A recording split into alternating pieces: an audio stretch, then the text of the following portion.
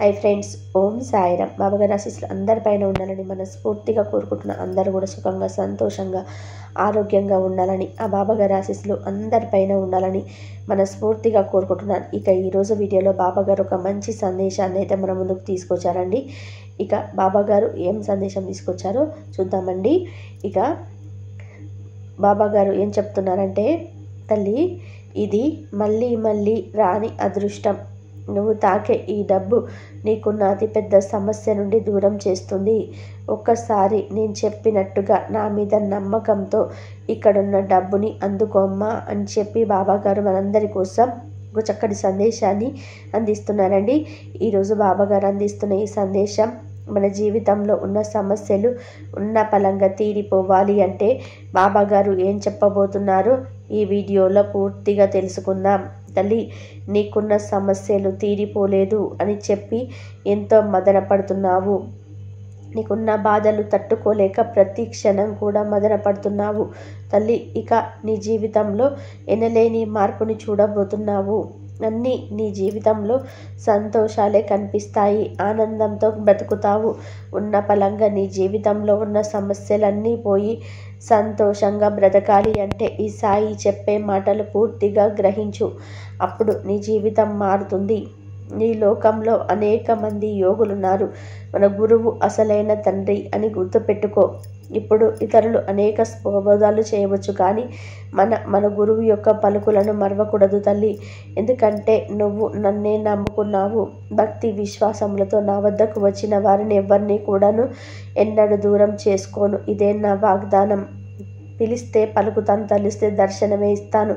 ఈ విశాల విశ్వంలో మీరెక్కడున్నా సరే నేను మీతోనే ఉంటాను. మీ హృదయమే నా నివాసము. తల్లి, నీ సంతోషం అనేది నీ ముందే ఉంది. నువ్వు ఇంతవరకు అనుభవిస్తున్న బాధ ఏదైతే ఉందో అది తీరిపోవడానికి నీకు ఒక మార్గాన్ని చూపిస్తాను.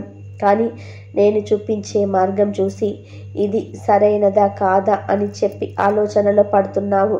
జీవితం బాగుండడానికి ఈ సాయి ఇస్తున్న మంచి అవకాశం. దీన్ని ఉపయోగించుకో తల్లి. నీకు ఎంతటి డబ్బు సమస్య ఉన్నా కూడా అది పూర్తిగా తీరిపోతుంది. అప్పుల బాధలు పడుతున్నా, అప్పులు అంటే ఎవరికైనా డబ్బు ఇచ్చి మోసపోయినా కూడా, లేదంటే ఒక భూమి పైన నువ్వు డబ్బు పెట్టి ఆ డబ్బు నీకు తిరిగి రాకపోగా భూమి కూడా నీకు రాలేదని చెప్పి నువ్వు బాధపడుతున్నావు. ఇలాంటి సమస్యలు ఎన్నో చూస్తున్నావు. నీ ఆలోచన శక్తిని మార్చుకోకపోతే ఎప్పుడు కూడా ఓటమిని చూడవలసి ఉంటుంది. ఈ ఓటమి అనేది గెలుపుకి ఒక మెట్టు లాంటిది. నువ్వు ఎన్నిసార్లు ఓటమిని చూస్తావో అంత అనుభవం నీకు కలుగుతుంది. నువ్వు ప్రతిసారి కూడా ఓటమిని చూసి ఓడిపోయానే అని బాధపడకు. ఎందుకంటే ఆ ఓటమి అన్నది నీ గెలుపుకి ప్రధానమని గుర్తుపెట్టుకో. ఏ ఓటమి అయినా సరే నీకు మంచి అనుభవాన్ని నేర్పుతుంది. కాబట్టి ఓటమిని చూసి బాధపడకు, భయపడకు. ఎప్పుడు కూడా నేను గెలుస్తాననే పట్టుదలతో ఉండు. ఈ సాయి ఉన్నంత వరకు నీకు ఓటమన్నదే ఉండదు. బెదిరించడం వలన ప్రయోజనాలు ఉండవు. అందరికీ మంచి చేయడానికే ప్రయత్నం చెయ్యి. నేనే గొప్ప అన్న అహం ఎప్పుడు కూడా నీలో రానివ్వకూడదు. ఎందుకంటే నువ్వు మంచి వాడివిలా నటిస్తే అది నీకే ముప్పుగా మారుతుంది. కాబట్టి అందరితోనూ ప్రేమగా మసులుకో. జీవితం పట్ల బాధ్యతగా ఉండు.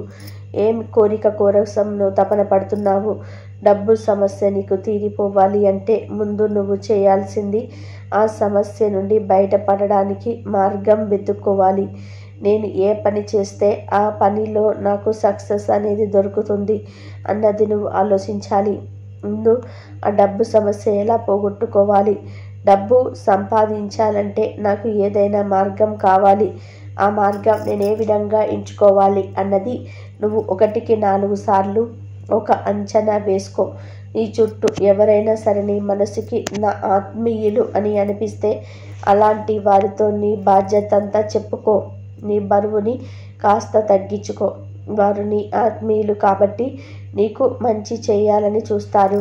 నీ మంచి మాత్రమే కోరుకుంటారు. కాబట్టి అలాంటి వారితో నీ బాధ్యత గురించి చెప్పి నీ పని ఏ విధంగా ప్రారంభిస్తే నువ్వు సక్సెస్ అవుతావో వారి దగ్గర సలహా తీసుకో.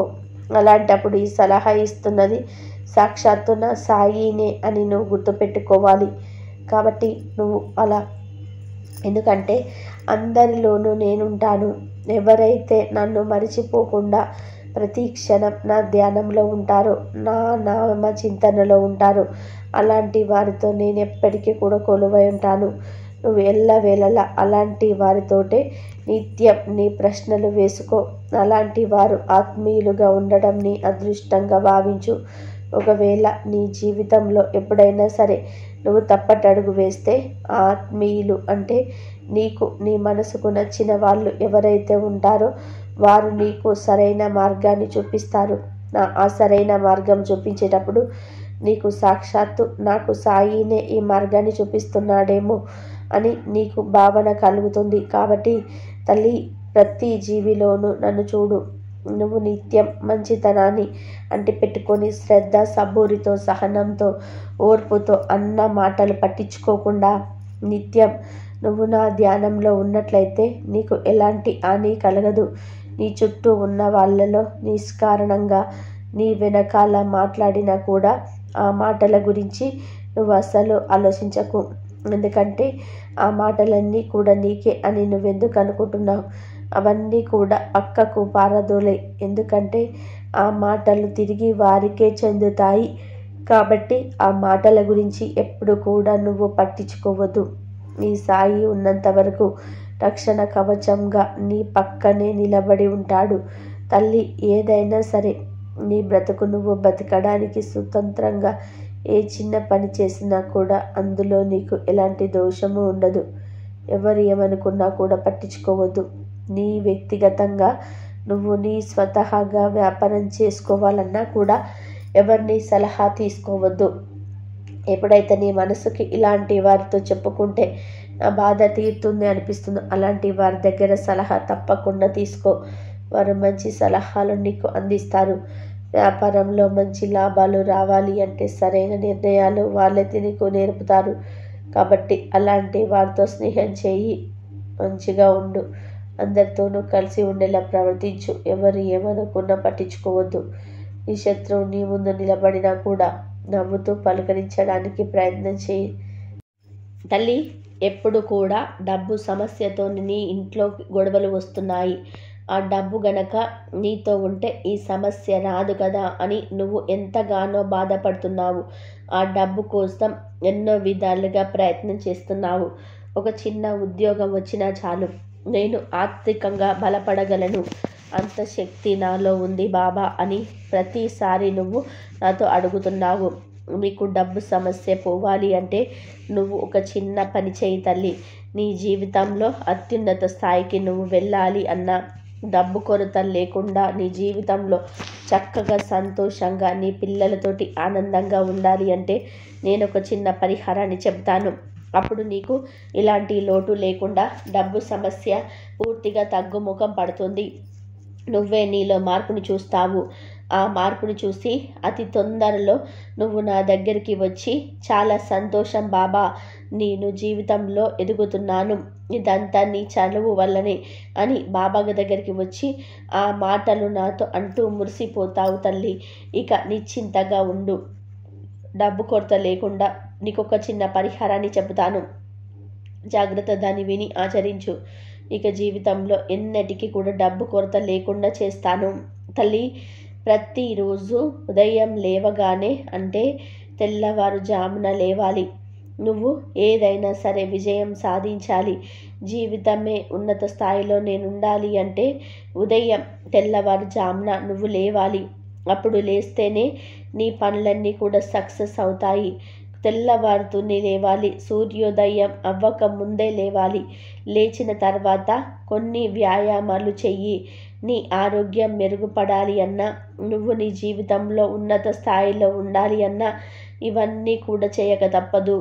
ఎవరైతే తెల్లవారుజామున లేచి అలవాటు పెట్టుకుంటారో అలాంటి వారు ఆరోగ్యంగా బతకగలుగుతారు. ఎందుకంటే ఆ సమయంలో ఎవరైతే వ్యాయామాలు చేస్తూ చల్లటి గాలిని, స్వచ్ఛమైన గాలిని పీలుస్తారో అలాంటి వారికి తప్పకుండా 100 ఏళ్ళ జీవితం ముడిపడి ఉంటుంది. అలాంటి వారు ఎప్పుడు కూడా ఉన్నతంగానే బ్రతుకుతారు. అంతేకాదు ఏ చిన్న తర్వాత లేచిన తర్వాత మీ ఇష్టదైవం ఏదైతే ఉందో ఇష్టదైవాన్ని ఆరాధించాలి.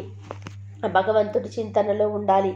ఎప్పుడైతే నువ్వు భగవంతుని ఆరాధిస్తావో తెల్లవారుజామున నువ్వు ఆరాధించే ఆ భక్తి నేరుగా ఆ భగవంతుడికి చేరుకుంటుంది.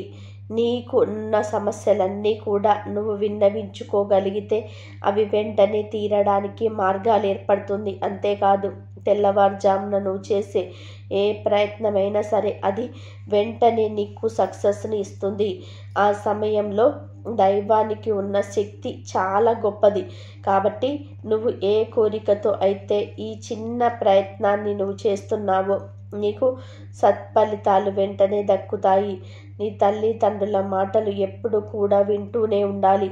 నీ అమ్మకు పనులలో సహాయం చేస్తూ ఉండు. ఎప్పుడు నిజం మాత్రమే చెప్తూ ఉండాలి. ఏ విషయాన్నైనా సరే మనమే స్వయంగా చూసి తెలుసుకోవాలి. ఇతరులను ప్రశ్నించి వారి అభిప్రాయాలు అనుభవాలు సేకరించడంలో ప్రయోజనమేమీ లేదు. తల్లి, ఈ సాయిని నువ్వు నమ్ముకున్నావు కాబట్టి నిన్ను గెలిపించడానికి నీకు మార్గం చూపిస్తున్నాడు. తప్పకుండా నువ్వు గెలుస్తావు. అన్నిటిలోనూ విజయాలను సాధిస్తావు. నేను చెప్పినట్టుగా నువ్వు చెయ్యగలిగితే ఉదయం అంటే తెల్లవారుజామున లేచి ఈ కాలకృత్యాలని తీర్చుకొని నువ్వు చేసే పనులలో సక్సెస్ కావాలని నువ్వు చేసే ఏ ప్రయత్నమైనా సరే అది తప్పకుండా ఫలిస్తుంది. ఈ సాయి నీకు తోడుంటాడు. వెంటనే నువ్వు ఆ పనిని రేపటి నుంచే మొదలుపెట్టు. ఉదయం లేవడానికి ప్రయత్నం చెయ్యి. ముందు నీ భగవంతుడితో మాట్లాడు. నీ సంకల్పం చెప్పుకో. ప్రతిదినం కనీసం గంట సేపు నువ్వు వ్యాయామంలో ధ్యానంలో మునిగిపోయి ఉండాలి. అప్పుడే నీకు అన్నిటిలోనూ సత్ఫలితాలు పొందుతావు. నువ్వు ఏ డబ్బు సమస్యతో అయితే బాధపడుతున్నావో అది కూడా వెంటనే తీరడానికి నీకు మార్గం చూపిస్తాను. తల్లి, నీ బాధలు చెప్పుకుంటూ నా సన్నిధి దాకా రానక్కర్లేదు. నేనే స్వయాన నా బిడ్డల దగ్గరికి వస్తాను. కాబట్టి నువ్వు నిటారుగా కూర్చొని నీకు ఏం కావాలో నీ మనసులో ఏముందో అని నాతో తెల్లవారుజామున చెప్పుకో. అంతేకాదు శ్రద్ధ సబూరితో మెదలాలి.